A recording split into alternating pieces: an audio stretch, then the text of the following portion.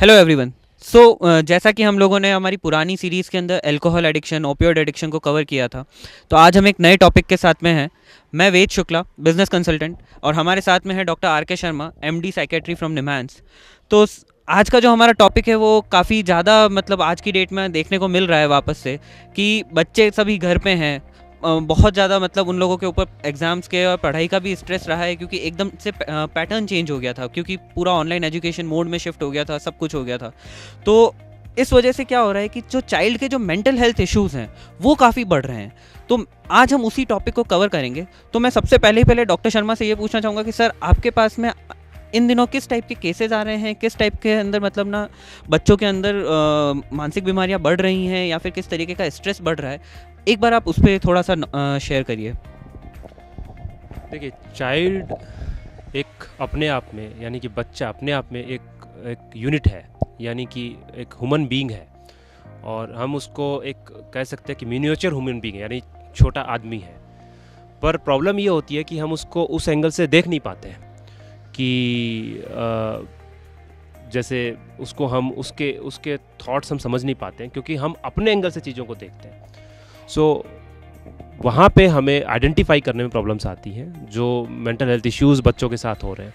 और ये एक रीज़न भी है कि आज के टाइम में बढ़ गए इश्यूज़, क्योंकि हम आइडेंटिफाई नहीं कर पाते हैं। और जो डिमांड्स हैं सोसाइटी की और हमारी, और जो डेवलपमेंट है बहुत फास्ट हो गया है, तो हम उसको कवर करने में हम एक्सपेक्टेशंस भी ये रखते हैं बच्चों से, और शायद धीरे धीरे वो प्रॉब्लम्स सरफेस यानी सामने आने लग जाती हैं।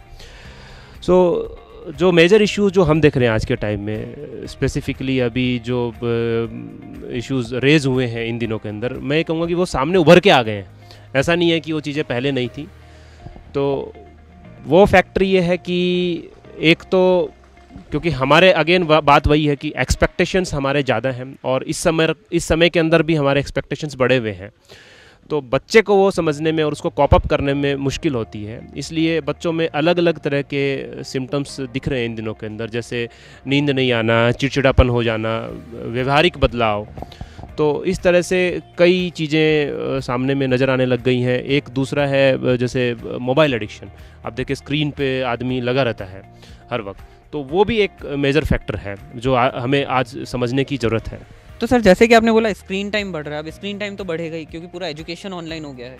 बट इसके अंदर अब ये स्क्रीन टाइम बढ़ने की वजह से या किसी भी और बिहेवियरल चेंजेस की वजह से अगर बच्चे के अंदर किसी भी प्रकार के मानसिक तनाव आ रहे हैं या मानसिक अवसाद आ रहे हैं, तो उसको पेरेंट्स कैसे आइडेंटिफाई कर सकते हैं या टीचर्स कैसे आइडेंटिफाई कर सकते हैं? क्योंकि वो ही हैं जो बच्चे के साथ में 24/7 अटैच्ड हैं, एंड प्लस उसके साथ में कनेक्टेड हैं। तो इसको कैसे आइडेंटिफाई कर सकते हैं कोई भी? देखिए, एक मोस्ट इम्पॉर्टेंट जो इसमें हमको जो समझने की ज़रूरत है वो है कि अगर बच्चा पिछले कुछ समय से असामान्य हो गया है, जैसे कि अगर टीचर्स देखें या पेरेंट्स भी देखें कि बच्चे की पढ़ाई जो है वो सफ़र होने लग गई है, वो गिरावट आ गई है। पहले ठीक था, नॉर्मल था, बच्चा अच्छा खासा पढ़ता, अचानक से उसकी गिरावट आ चुकी है, वो एक फैक्टर है। वो बात बात में झूठ बोलने लग गया है, जल्दी से जो उसका व्यवहार नहीं था वो अब अलग तरह का हो गया है, जो उसका एक नॉर्मल नेचर था वो नहीं रह गया है, और जल्दी चिड़चिड़ा हो जा रहा है और सामने बोलने लग गया है। उसके अलावा बहुत सी बातें और भी हैं, पर जो टीचर्स को जो स्पेसिफिकली जो समझना है वो है कि अगर बच्चा पढ़ नहीं पा रहा है, अगर बच्चा कहीं ना कहीं फोकस नहीं कर पा रहा है, तो वो हमें उसको इग्नोर करने की ज़रूरत नहीं है। महज ये कि ये कह देना कि आपका बच्चा कमज़ोर है, ये एक उसका इलाज नहीं है। परंतु ये कि अपितु ये कि आखिर वो ऐसा हुआ क्यों है, कहीं कोई लर्निंग डिसऑर्डर तो नहीं है, उसको समझने में दिक्कत आ रही है। एक मूवी भी आई थी कुछ टाइम पहले, तारे ज़मीन पर, उसमें भी दिखाया गया था, काफ़ी हद तक उसमें पोर्ट्रेट किया गया था डिसलेक्सिया। सो डिसलेक्सिया के अंदर वो समझ नहीं पाता है बच्चा, तो हम उसको इग्नोर कर देते हैं, हम नहीं समझ पाते हैं, इसलिए वो चीज़ें बनी रहती हैं, और आगे जाके फ्रस्ट्रेशन, कहीं ना कहीं डिप्रेशन के अंदर भी वो एक महत्वपूर्ण रोल उसका होता है। इसी तरीके से अगर अटेंशन नहीं कर पा रहा है, कंसंट्रेशन नहीं कर पा रहा है, तो कहीं ADHD तो नहीं है, वो आइडेंटिफाई करना ज़रूरी है। तो वो हमें लर्न करना है, पेरेंट्स को भी लर्न करना है और टीचर्स को भी लर्न करना है। और दूसरी बात है स्वीकार्यता, इसको समझना कि अब बच्चे में प्रॉब्लम आ रही है तो हम तुरंत एक मनोचिकित्सक से सलाह लें, वो हम चूक जाते हैं। तो जो चीज़ अर्ली इंटरवेंशन की जा सकती है, जिसका बेटर आउटकम हो सकता है, वो चीज़ खिंचती रहती है, तो वहाँ प्रॉब्लम मेजर आती है। तो सबसे बड़ा जो फैक्टर है वो स्वीकार्यता और एक राय लेना मनोचिकित्सक की। सर मैंने एक टर्म सुनी है जिसको बोला जाता है बिहेवियरल थेरेपी। क्या चाइल्ड के अंदर बिहेवियरल थेरेपी इम्पॉर्टेंट है, पहली चीज़? और दूसरी चीज़ कि हम किस तरीके से बिहेवियर ट्रैकिंग करें? अभी आपने बोला कि बच्चे के अंदर कहीं कुछ बदलाव तो नहीं आ रहा है। अब वो बदलाव बहुत कारणों की वजह से हो सकता है, ज़रूरी नहीं है कि वो मानसिक तनाव की वजह से ही हो। तो क्योंकि बच्चों की क्या होता है भाई, एज चेंज हो रही है तो उस वजह से भी कुछ बदलाव आ रहे हैं, सब कुछ है। तो कैसे पेरेंट्स एंड टीचर इसको आइडेंटिफाई करें कि ये वाकई में ड्यू टू मेंटल स्ट्रेस है, एंड प्लस साथ में क्या इसके अंदर बिहेवियरल थेरेपी जो एक टर्म है उसका क्या रोल रहता है? ये बात तो सही है कि फिजिकल चेंजेस जो होते हैं वो भी एक कारण है। तो बहुत सारे जो बिहेवियर चेंजेस हो रहे हैं उसके लिए, पर अल्टीमेटली हो तो रहे हैं, चाहे वो फिजिकल चेंजेस की वजह से हो, चाहे वो डायरेक्ट मेंटल स्ट्रेस हो, क्योंकि माइंड भी एक बॉडी का पार्ट ही है, अलग तो नहीं है। अगर वो चेंजेस दिखाई पड़ रहे हैं, बिहेवियर चेंजेस हो रहे हैं, चाहे वो फिजिकल ग्रोथ की वजह से हो और टाइमली अपने आप ठीक नहीं हो रहे हैं और लंबे टाइम तक खींचे जा रहे हैं या बढ़ते जा रहे हैं, तो वहाँ पे हमें उसको इंटरवेंशन की ज़रूरत है। तो सबसे बड़ा जो हम जो बिहेवियर चेंज आज के टाइम में देखते हैं वो है एक तो स्क्रीन टाइम।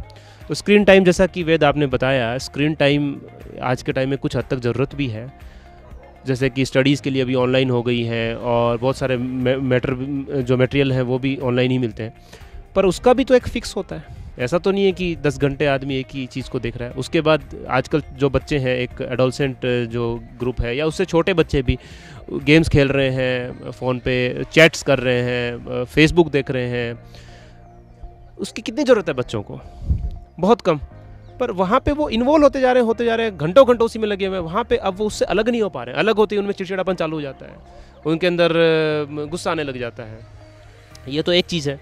दूसरा जो हम देख रहे हैं स्कूल के अंदर, जो टीचर्स देख रहे हैं, वो देख रहे हैं कि बच्चा पढ़ाई में एक दूसरे बच्चों जितना फोकस नहीं कर पा रहा है, और वहाँ पर एक फैक्टर जो है वो ये है कि या तो वो ग्रास्प नहीं कर पा रहा है या अटेंशन नहीं दे पा रहा है, तो वो फैक्टर भी हमें समझना ज़रूरत है। तीसरा है कि कुछ बच्चे आजकल बिल्कुल पेरेंट्स के सामने या टीचर्स के सामने या बहुत सारी अलग तरह के व्यवहार उनको देखने को मिल रहे हैं। वो भी एक चीज़ है जो हमें समझना है कि वो अचानक से एग्रेसिव हो रहे हैं, ज़्यादा सामने एक तरीके से चीज़ों को ना समझ के आक्रोशित वे के अंदर वो उसको व्यक्त कर रहे हैं। उसके अलावा आजकल जो एक और चीज़ देखी जा रही है, जैसे हम लास्ट टाइम एडिक्शन के बारे में बात कर रहे थे, तो बच्चों में एक एडिक्शन की प्रवृत्ति बढ़ गई है। वो भी एक बड़ा मेजर इशू है और ये सब उससे जुड़े हुए हैं। और एक जो हम जिसके बारे में ज़्यादातर डिस्कस नहीं करते हैं वो है सेक्सुअल इश्यूज़ उनके बच्चों के अंदर, क्योंकि उनको हम प्रॉपर एजुकेशन नहीं दे पाते हैं और सेक्स एजुकेशन हमारे सिस्टम में नहीं है, तो वहाँ पे उनके अंदर डेविएशंस चालू हो जाते हैं। तो वहाँ पे ये इश्यूज़ भी हमें देखने को मिल रहे हैं। तो सर जैसा कि आपने सारा कुछ बताया कि चाइल्डहुड के अंदर बहुत सारे डिप्रेशन के तरीके हो सकते हैं, ये हो सकता है, वो हो सकता है। अब इसके अंदर जैसा कि हम देखते हैं कि मीडिया में आए दिन आता है कि वहाँ पे बच्चे ने सुसाइड किया या उस जगह पे इतने बच्चों ने सुसाइड कर लिया। तो चाइल्डहुड डिप्रेशन, जो कि पहले तो ऐसा होता था कि बच्चों में डिप्रेशन होता ही नहीं है, अब अगर हम लोग ये बात करते हैं कि भाई बच्चे सुसाइड कर रहे हैं ड्यू टू डिप्रेशन या ऐसा कुछ, तो ये कितना सीवियर है सर? देखिए, जहाँ तक चाइल्डहुड डिप्रेशन की बात है, हम कहते हैं कि पहले तो हम ये भी कहते थे कि चाइल्ड मेंटल हेल्थ कुछ होती नहीं है, पर आज के टाइम में चाइल्ड साइकेट्री अपने आप में एक पूरी एक ब्रांच है। और हालांकि ये है कि आज के टाइम में हमारे देश में चाइल्ड साइकेट्रिस्ट बहुत कम है, गिने चुने हैं, बहुत कम लोग इस पर काम कर रहे हैं, क्योंकि ये एक डिफरेंट एक्सपर्टाइज मांगती है। पर हाँ, जहाँ तक हम इस पर्टिकुलर क्वेश्चन की बात करें चाइल्डहुड डिप्रेशन की, यस, आजकल बहुत ज़्यादा हमें देखने को मिल रहा है कि बच्चे या एडोलसेंट जो हैं 15-16 साल के, कई बार उससे छोटे बच्चे भी आत्महत्या के लेवल तक पहुंच जाते हैं। आखिर क्यों? तो डिप्रेशन एक बीमारी है जिसको समझना है। महज ये कह देना कि ये आज वो डिप्रेशन में है या आज मैं डिप्रेस्ड हूँ, वो एक इमोशन है। बीमारी जहाँ तक हम कहें, पिछले कुछ दिनों से अगर हम देख रहे हैं बच्चे में ये व्यवहारिक चेंज हो रहे हैं, जैसे कि वो लोगों से कट ऑफ हो गया है, थोड़ा चिड़चिड़ा हो गया है, पढ़ाई उसकी बिल्कुल ख़त्म हो गई है और वो शायद व्यक्त नहीं कर पा रहा है, पर कभी कभी इंडिकेट कर रहा है कि जैसे कि उसको मरने के ख्याल आ रहे हैं, या फिर बच्चा मतलब एक बिल्कुल कोने में चिपके बैठने लग गया है, अपने आप में रहने लग गया है, खाना पीना भी उसका बिल्कुल हट गया है, बिल्कुल खाने पीने में उसकी रुचि ख़त्म हो गई है, छोटी छोटी बात पे वो गुस्सा करने लग गया है, लड़ाई करने लग गया है। तो वो हमें उस चीज़ को समझना है कि वो कहीं डिप्रेशन तो नहीं है, कहीं वो अवसाद तो नहीं है। तो वहाँ पे शायद एक पेरेंट होने के नाते मैं शायद उसको आइडेंटिफाई नहीं कर पाऊँगा, सिर्फ इतना आइडेंटिफाई कर पाऊँगा कि एक प्रॉब्लम तो चल रही है, एक अलग तरह का व्यवहार है, पर वो एग्जैक्टली डिप्रेशन है ये मुझे तब समझ में आएगा जब मैं उसको एक मनोचिकित्सक के पास लेके जाऊँगा। और उसकी ज़रूरत है, क्योंकि जो आप कह रहे हैं कि ये न्यूज़ में मीडिया में आ रहा है सुसाइड्स हो रहे हैं, उसको हम प्रिवेंट कर सकते हैं, क्योंकि उसका जो इलाज है वो प्रिवेंशन ही है, बचाव इलाज है। एक बार आत्महत्या हो गई उसके बाद नहीं हम उसको कुछ कर सकते हैं, तो बचाव इलाज है। उसके लिए ज़रूरत है कि आज हम इस चीज़ को स्वीकार करें और मनोचिकित्सक को भी हम स्वीकार करें, जैसे बाकी डॉक्टर्स होते हैं वैसे मनोचिकित्सा भी एक ब्रांच है, और मनोचिकित्सक से संपर्क करने में हम बिल्कुल संकोच ना करें, क्योंकि हम चीज़ों को समय रहते बचा सकते हैं। क्योंकि जो चाइल्ड मेंटल हेल्थ इश्यूज़ आज के टाइम में आ रहे हैं वो बड़े होने के बाद में मेजर इश्यूज़ हो जाएंगे।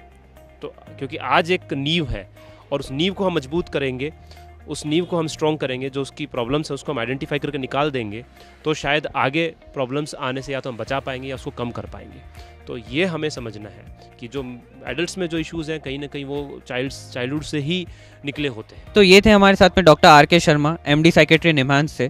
थैंक यू डॉक्टर कि आपने टॉपिक्स के ऊपर हमारे को काफ़ी अच्छा नॉलेज शेयर किया।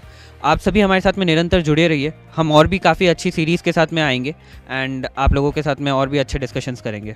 Thank you.